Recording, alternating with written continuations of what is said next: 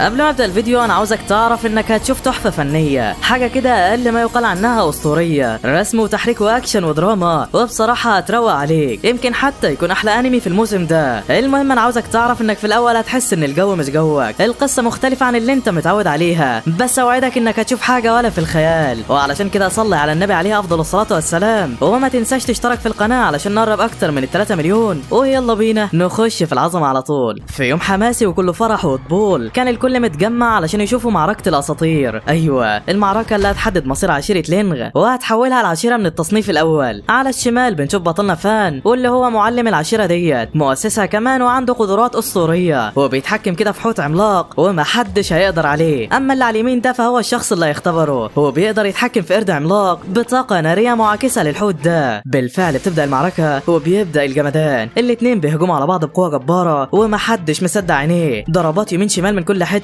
واللي واقف في المكان بيطير. الميه بعدها بتنزل على الجمهور ومحدش مصدق المتعه اللي عينيهم شايفاها. فان بقى هو كمان بيطير لفوق كده وبيقول ما بدهاش، بيضم ايديه الاتنين جنب بعض وبيضرب ضربه زلزله المكان بالكامل. الفنان القتالي اللي تحت لما بيشوفه ما بيستناهوش يكمل، بيطير عليه وهو في نص الهجوم وبيحاول القرد بتاعه الوحش من النار. الكل بيتفرج على العظمه ومحدش مصدق الشرار. الراجل بيضرب ضربه قويه جدا ناحيه فان، والكل خلاص قال ان دي نهايته، خلاص الطلاب بتوعه وكل اصدقائه مش عارفين ايه اللي هيحصل له. بس تخيل ان حاجه هتحصل له. لا والله، فان بيجمع كل قدراته في حته واحده وبيطور الحوت ده. ايوه، الحوت شكله بيتغير وجسمه بيكبر وبيمتص الهجوم اللي عليه. الراجل ده بيهجم عليه من جديد، بس خلاص الحوت قوته عدت الحديد، بيمتص كل هجماته وبيردوا له الهجوم. واخيرا حانت نهايه المعركه، الاتنين بيجمعوا كل طاقتهم وبيهجموا على بعض بالضربه الاخيره. الطاقه الناتجه منهم ملت المكان بالكامل، الضربه بتخلص وبوم، فان الفايز في القتال. ايوه، الحوت بتاعه هو اللي كسب، واخيرا عشيرته هتعلى من جديد، هيحقق امل اسلافه وهيرجعوا عشيره محترمه. بس فجاه الحوت بتاعه خرج عن السيطره، طاقه مظلمه بتحيط بيه بتدمر كل اللي حواليها، بتغير شكل الحوت وبيبدا يقتل في كل الناس في المدرجات. فان بيحاول يلغي الاستدعاء بتاعه ولكن برضه مش عارف، الحوت كمان اتضاير ناحيته وهوب قتله. ايوه، فان خلاص مات وشرط حياته بيمر قدامه، بيشوف كل حاجه عاشها والعشيره اللي قضى عمره كله بيحاول ينميها، بيشوف كمان اصحابه وهم حواليه وكل الناس اللي ساعدته في طريق وصوله لهنا، بيشوف كمان مشهد لنفسه وهو بيقاتل والحوت بيتحول بعد المعركه بتاعته، بيدمر حلمه قدام عينيه. الكل بيبعد عنه وبيسيبوه وهو قاعد لا حول ليه ولا قوه، عاجز عن الوصول ليهم ومش عارف ايه اللي حصل وصله لكده، بيغمض عينه والتساؤلات ملياه. وخلاص البطل مات، بس بوم، الواد لما بيفتح عينه بيتصدم. ايوه، ده لسه ما ماتش وعايش وموجود كمان في الغابه. بيروح علشان يشرب، وهنا كانت المفاجاه، بيلاقي نفسه اتبدل مع شخص تاني ومش عارف ايه اللي بيحصل معاه. الناس كده واقفين في الغابه ولما بيشوفوه على طول بيقبضوا عليه، بيتحبس في الاوضه ديت والتساؤلات مش سايباه وعماله تكتر اكتر واكتر. بيقول انا متاكد اني كسبت في المعركه، بس حد استخدم سحره على الحوت بتاعي علشان يتحول لكده، انا لازم اعرف مين ده وانتقم منه. ايوه، انا لازم احرر نفسي حالا وادور على كل الادله. بيستخدم قوته علشان يطلع الوحش الاسطوري بتاعه ويهرب من المكان، وهوب، ده ايه ده؟ بيخرج له كلب ونبته صغيرين كده، والواد مش مصدق عينه، ده اللي هو فيه وحوش ضعيفه كده. بيشوف قوتهم والكلب ده قوته حمام. والله زي ما قلت لك كده، ده كل اللي عنده. اما النبته ديت فشكلها ممكن تبقى مفيده شويه، ولكن انا مش عارف هي بتعمل ايه. عامه استخبوا انتم دلوقتي علشان الحارس جاي. فعلا الحارس بيجي وبيفك فان وبياخدوا على مكان الزعيمه بتاعتهم. الواد بقى كان فك نفسه اثناء ما كان ماشي ودخل علشان يكلم البنت دي، هو طبعا مش عارف اي حاجه ولا عارف اللي جابه هنا من الاساس، ولكن بيتضح ان صاحب الجسم ده كان حاول يتحرش بالزعيمه ديت وحط لها مخدر في الشاي علشان يعني يروق الاداء، بس طبعا ما عرفش يعمل حاجه. والحراس قفشوه، هي حاليا هتنتقم منه، بتقول له انت مفكر ان بعملتك ديت هموتك وخلاص؟ لا، ده انا هسيبك عندي عبد علشان كل ما ازهق من حاجه اطلع عينيك. الواد بيقول لها وليه الشر يا ستي، ده الطيب احسن يعني. بيتسحب عند الباب وخلاص هيمشي من المكان، بس البنت بتقول له مين قالك تمشي من قدامي؟ بوم، بتطلع الوحش بتاعها وبتهجم عليه. الواد بيطير يتخبط في الارض وبيقول لها مش هسكت لك، بيطلع الاسود بتوعه من وسط الدخان وخلاص هيبدا الجمدان. البنت اول لما بتشوفه ما بتقدرش تمسك نفسها وبتبدا تضحك عليه، ده وحوش اللعبه دول، انت مصدق نفسك ولا ايه؟ الواد طبعا بيموت من الاحراج اللي هو فيه وبيقول لها هتشوفي دلوقتي. البنت فعلا بتهجم عليه بكل غباء، والكلب هو كمان بيهجم على التعبان، كان خلاص هيتمسك، بس بوم، فان بيتحكم في الكلب بكل براعه، بيزود سرعته بيخليه يتفادى هجمات الوحش. والبنت واقفه مش قادره تفهم اللي بيحصل ده، هو مش ده فنج الفاشل؟ ازاي بقى عنده المهارات ديت كلها؟ الواد هو كمان ما بيسكتش على كده وبس، لا ده بيستخدم النبته وبيرجعها لورا، بوم، بيسيبها انتبه عليها. الضربة كانت جامدة جدا وطيرت التعبان وخلاص النبتة هتكتفه، بس البنت بتزود طاقة الوحش علشان يقدر يضربهم. فعلا بيمسك النبتة وخلاص هياكلها، بس فان بيخلي النبتة تكتفه في المكان وبيطلع الكلب عليهم من فوق. واحلى مسا عليكم يا جدعان. البنت بتتهان للمرة التانية وبتتعصب على الاخر منه، بتفعل كل قوتها علشان تقتله، والتعبان فعلا شكله بيتغير، بيحرق النبتة ديت وبيرميها بعيد. الكلب هو كمان بينضرب، وفان مش عارف يعمل ايه مع البنت ديت، بتهجم عليه بهجوم اخير، بترميه في البركة اللي وراه، خلاص هيموت. الواد بقى كان زعلان جدا وطاقته خلاص بتروح، بس فجأة بيشوف السمكة ديت. ايوه دي نفس نوعية السمكة اللي طورها قبل كده وبقت حوت عملاق، على طول بيطلع من البركة والسمكة واقفة جنبه. البنت لما بتشوفه بتفضل تستهزأ بيه وبتقول له انت مفكر انك هتقدر تسيطر على السمكة ديت وتحاربني بيها؟ ده في احلامك يالا. السمكة ديت زمان ايوه كانت واحدة من اقوى الوحوش، ده حتى كانت بتتحول لحوت، بس في معركة القمة اللي فاتت من سنة الحوت قلب على صاحبه خلص عليه، ومن يومها ما عادش حد بيقدر يخرق قوتها، وقتلوا كل انواع السمك ديت، وتقدر تقول ما عادش غير السمكة ديت في القارة كلها. فان لما بيسمع الكلام بيتصدم لانهم عملوا كده، بيقول لها ما تكتريش في الكلام وهجومي يلا علشان انا جبت اخري. البنت بتستغرب من طريقة كلامه وبتهجم عليه كل غباء وبنية القتل، بس خلاص الواد فاق ومع السمكة اللي هتكسر الدنيا، وبيمسك التعبان من بقه قدام وبيخلي السمكة تشفطه من ورا. البنت كانت واقفة مش مصدقة اللي شايفاه، والسمكة بتشفط التعبان كله في لمح البصر. بعدها البنت بتقع على الارض خسرانة، وفان بيطلع من البحيرة علشان يودعها، بيشكرها على الوجبة الدسمة ديت وبيطلع يجري قبل ما الحراس يجيبوه. الحراس طبعا بيطلعوا يجروا وراه، ولكن على مين؟ ده فان ابن المعلمين، بيهرب منهم بكل سهولة وبيستخدم النبتة كمان. واحلى مسا عليكم يا جدعان. الصبح الحراس بتعتذر من البنت علشان ما يقدروش يمسكوا الواد ده. البنت بقى لما بتسمع الكلام ما بتقدرش تستحمل وبتفضل تشتم فيهم، وده علشان زلها للمرة الرابعة يا صديقي، وابلعي بقى وكفايه عليكي كده. بتفضل تعيط من القهرة اللي هي فيها، بس فجأة اخوها بيوصل على المكان، بيوصل علشان اخته زعلانة وبيقول لها مين اللي عمل فيكي كده. البنت بتحكي له على كل حاجة وبتعرفه كمان ان الواد ده قدر يستخدم سمكة السلور ويمكن كمان يبقى اقوى مني. اخوها بقى بيطمنها وبيقول لها يا ستي ده مستحيل، السمكة ديت محدش يقدر يطلع قوتها غير واحد بس في العالم، ايوه هو فان، واصلا هو مات من سنة. اما العرة اللي اخد السمكة ده فما تقلقيش منه، انا شوية وهخلص لك عليه. تمام. اخته بتقول له تمام، ولكن قلبها مش مطمن. عندها حق يا صديقي، لان الوحش اللي مع السمكة دلوقتي هو نفسه اللي حولها لحوت زمان، بيمشي فيها طاقته بالكامل وبيطلعها علشان ياكد العقد ما بينهم. السمكة فعلا بتسمع كلامه وشكلهم هيخربوا الدنيا. بعدها بقى وتاني يوم فان بيوصل عند المكان ده علشان يجيب حاجة تنقله لمكان الطائفة بتاعته. الراجل اللي واقف بيطلب منه الكلمة السرية وفعلا فان بيقولها له،